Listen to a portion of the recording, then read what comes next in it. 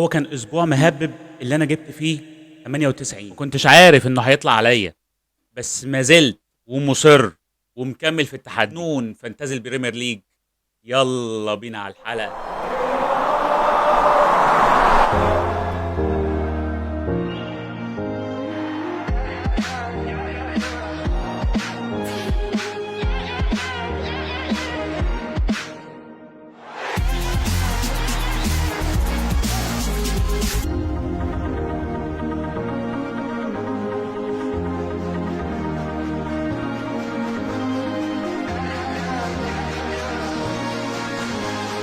مساء الفل على كل مشجعين الكوره، يا رب الناس كلها تبقى بصحه وبخير، وحلقه جديده من حلقات كوره في الثمانيه وجنون فانتازي البريمير ليج.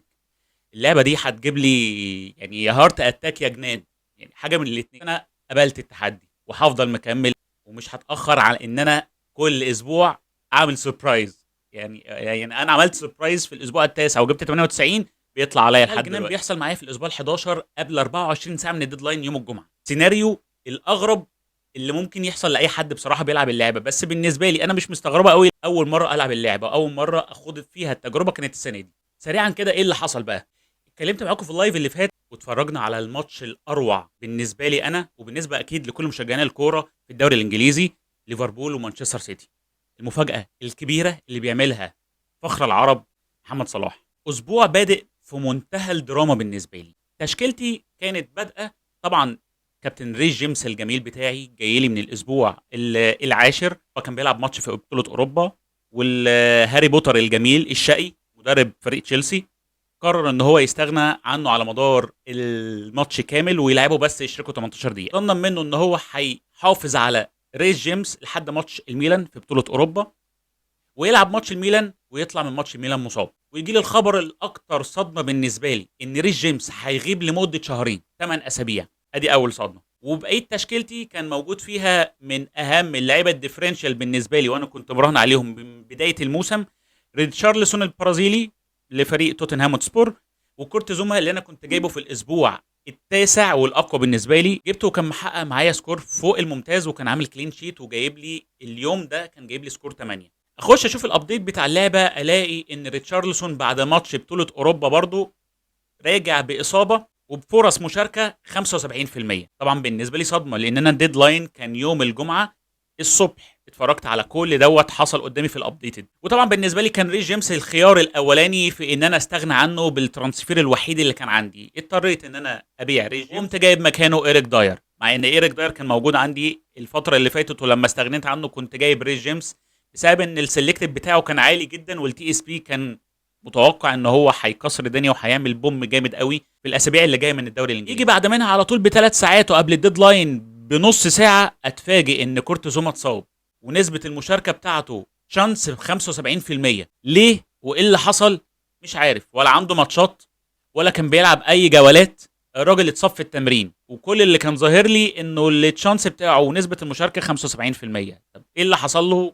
ما كانش ظاهر اي حاجه. حاولت اخش اعمل اي تغييره قبل الديدلاين على طول ما ينتهي والجوله ال11 تبتدي، كل حاجه تقف وتعطل في مكانها. الابلكيشن يهنج والسايت كمان يقف، يطلع لي المسج ابديتد بتاع الاسبوع ال11.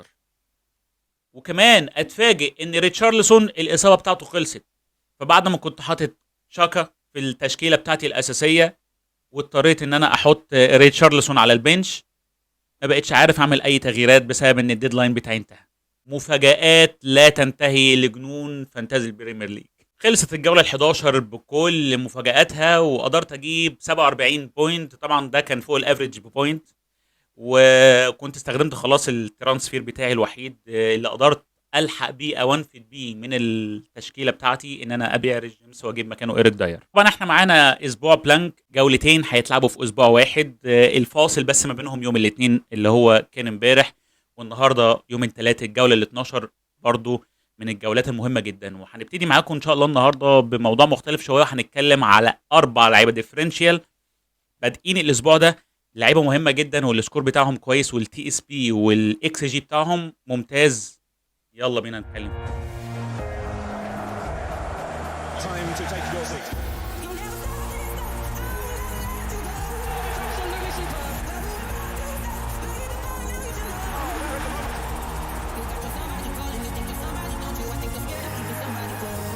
اول لعيب معانا بالنسبه للعيبه الديفرنشال من الاربعه هو مارك جوايه الديفندر بتاع فرقه الصقور كريستال بالاس.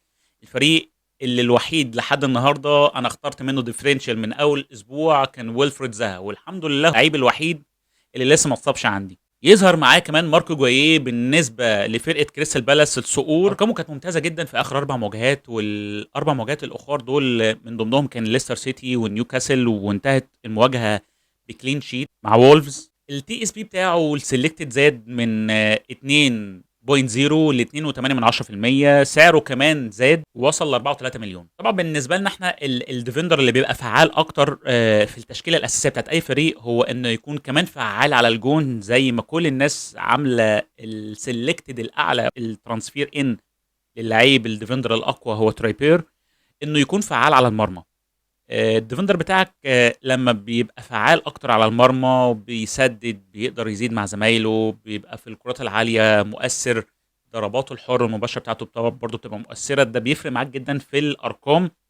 ومن ضمن الارقام المفيده جدا لمارك جوايه هو انه على مدار الموسم ونص اللي فاتوا سيزون 2021 2022 قدر يعمل 18 تسديده على المرمى، طبعا بزياده التي اس بي بتاعه او السلكتد من 2.0 ل 2.8، ده يديله فرصه انه ممكن تقدر تعمل له مشاركه ان شاء الله الفترات اللي جايه، وتقدر كمان تعمل له مشاركه في الجوله ال 12. نيجي للاعب الثاني هو داني ويلبك مهاجم فريق برايتون البيون. داني ويلبك قدر الجوله اللي فاتت اللي هي الجوله ال 11 امام نوتنجهام فورست ان هو يشوط 8 تسديدات على المرمى، طبعا بفعاليه كبيره جدا، منهم 4 تسديدات اون تارجت، وده رقم مش بطال خالص بالنسبه للمهاجم داني ويلبك. اضاع طبعا فرص كان لا باس بيها خالص في ماتش نوتنجهام فورست، ده علّى شويه من الارقام بتاعته، خلى السلكتيف بتاعه طبعا في زياده، زاد بقى 1.6%. سعره كمان زاد، بدل ما كان 6 بقى 6.5 مليون.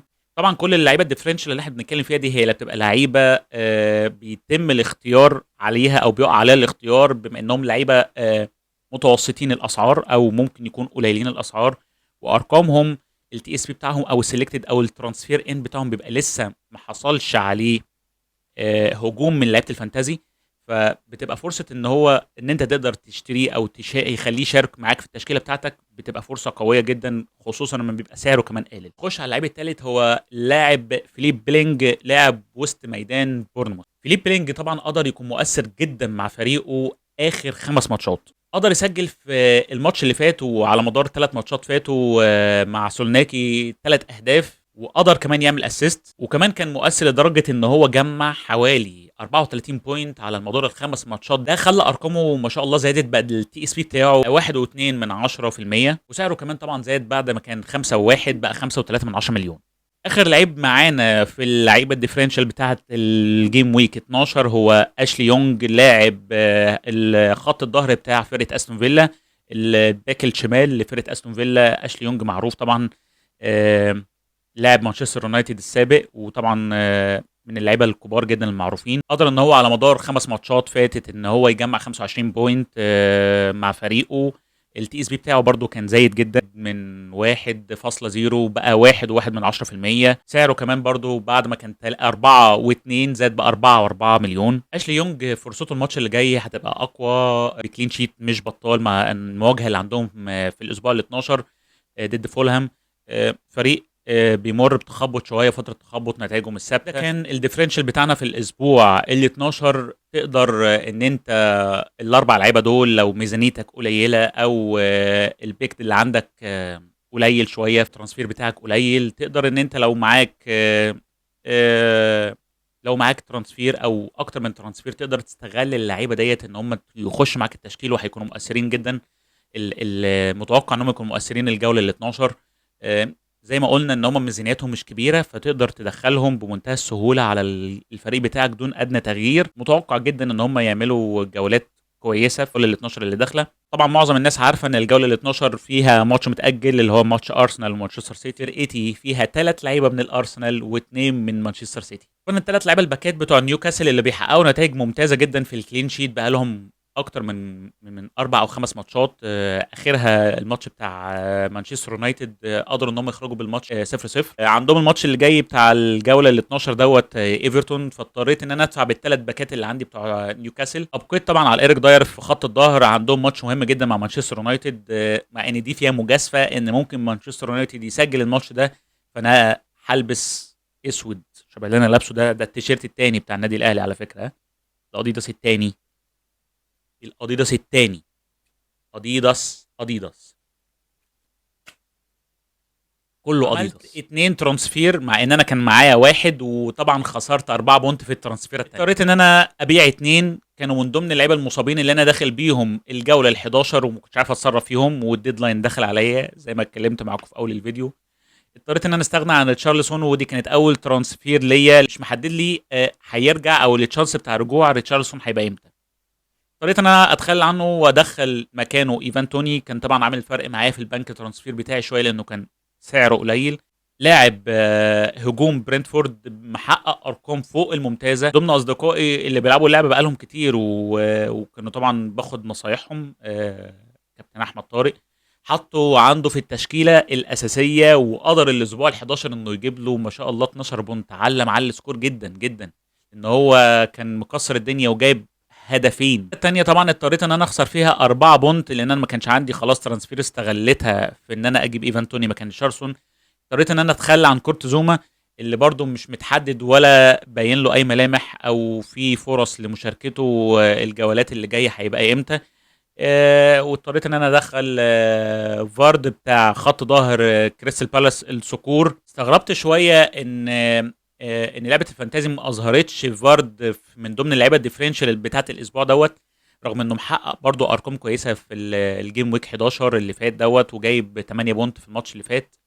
التي اس بي بتاعه قليل جدا، نص في المية، وسعره طبعا كان 4.5 مليون. فكان بالنسبه لي ان انا اجيب لعيب بالسكور دوت وادخله عندي السكواد بتاعي ممكن يعلي معايا ان شاء الله الجوله اللي جايه. ودي كانت تشكيله الاسبوع ال 12 برضو من الاسابيع المهمه، وان شاء الله نحقق اي ارقام كويسه تبيض وش الواحد بعد اللي حصل معايا في اسبوعين. ما رضيتش اطول عليكم النهارده، الحلقات الحلوه بتجري بسرعه وحلقتنا خلصت. لو عجبتك الحلقه ما تنساش تعمل اللايك والسبسكرايب. خش بقى شاركني في خانه الكومنتات على طول وقول لي رايك في التشكيله بتاعه الاسبوع ال 12 النهارده. رايك يهمني طبعا جدا في خانه الكومنتات، ولما تشاركني اكيد هاخد منك افكار وهدي لك برضو ان شاء الله افكار على اللعيبه الجديده اللي ممكن تخش على التشكيله بتاعتك، والديفرنشال واللعيبه المؤثرين اللي قدرت تظهر بمستوى كويس، وكانت التي اس بي بتاعها ممتاز والترانسفير ان بتاعها كان كويس.